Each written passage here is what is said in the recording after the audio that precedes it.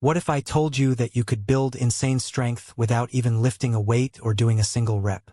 Yes, I'm talking about isometric holds, the secret weapon top athletes and trainers use to transform their bodies.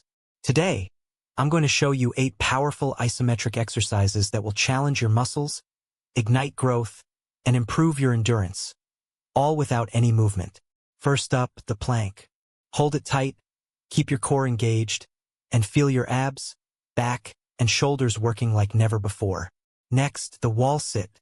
Your legs will burn, but that's the magic, building incredible leg strength while staying in one place. Then we have glute bridges, static lunges, and hollow body holds.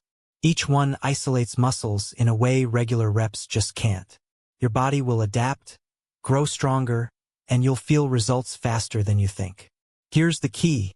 It's not about speed, it's about control, tension, and consistency.